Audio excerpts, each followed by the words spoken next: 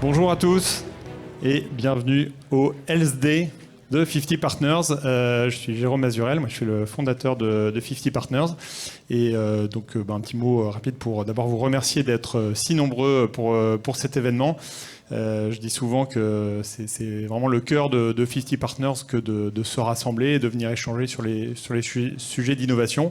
C'est vraiment ce qu'on fait au quotidien. Donc voilà, c'est un moment important. Donc encore une fois, merci d'être là. On est ravis de vous accueillir pour ce programme qui va être exceptionnel.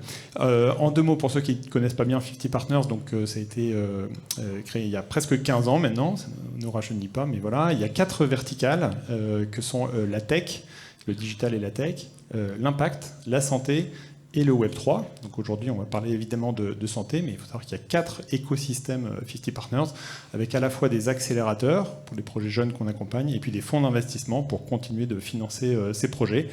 Et voilà, notre conviction, c'est que l'intelligence collective, qu'on va expérimenter un peu aujourd'hui, mais l'expérience d'entrepreneur, l'expertise d'entrepreneur, c'est ce qu'il y a de mieux pour aider ceux qui se lancent. Donc c'est ce qu'on essaie d'orchestrer tout au long de l'année, et donc depuis 2012, et pour la verticale santé depuis 2021. Donc ça va faire 5 ans qu'on développe cette verticale. Donc voilà, on est très heureux, encore une fois, vous allez découvrir des projets, des startups qui font partie du portefeuille de 50 Partners, et puis des tables rondes grâce auxquelles on va pouvoir réfléchir sur tous les sujets de l'avenir de la santé.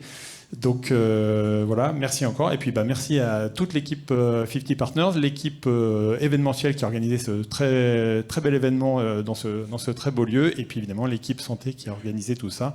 Et j'en profite pour passer la parole à Déborah.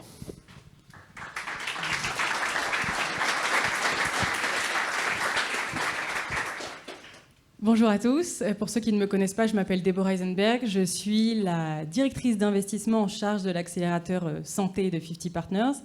Je tenais à vous remercier d'être ici ce matin. On essaye de faire en sorte que ça ne soit pas seulement un événement, un énième événement, le 50 Health Day, mais plutôt un rendez-vous de cette communauté qui a été créée depuis des années, brique par brique, par les entrepreneurs, par le fonds, par l'accélérateur. Et en fait, c'est une communauté qui est avec vous tous, avec des personnes qui ne sont pas là aussi, mais avec des investisseurs, avec des hospitaliers, avec des industriels. Et c'est l'objectif de 50 Partners Santé, de mettre tous ces mondes en mouvement au service des entrepreneurs. Et c'est là où on va retrouver justement la valeur, avec des roadmaps produits à faire, du go-to-market, avec de l'accompagnement à la levée et surtout avec potentiellement un exit beaucoup plus loin. Et donc, c'est ces mondes-là qu'on va mettre en mouvement aussi ce matin, avec vous tous, avec beaucoup de nos partners, avec beaucoup de nos startups. Donc, on va commencer à vous spoiler un petit peu le programme, mais on va avoir pas mal de pitchs de nos startups qui vont être là. Des tables rondes sur de la longévité, de l'exit, être chercheur, qu'est-ce que ça veut dire et comment passer à entrepreneur. Et justement, on va commencer avec le premier talk. Donc, le premier talk qui va être sur la longévité. Pendant longtemps, vieillir en bonne santé, c'était surtout dans les laboratoires de recherche ou alors des bons sujets de conférence. Mais là, aujourd'hui, ça devient un domaine d'innovation massif. Et donc, c'est là où la France et l'Europe vont avoir quelque chose à jouer. Une vraie carte, quelque chose pour se positionner. Et donc, on va accueillir Gabriel Sian pour nous parler de ça, justement, qui est devenue une des voix pionnières sur ce sujet en France et qui va vous parler de comment savoir si c'est quelque chose qui est vraiment de la médecine, quelque chose qui est beaucoup plus marketing, et comment la France peut se positionner sur ce sujet.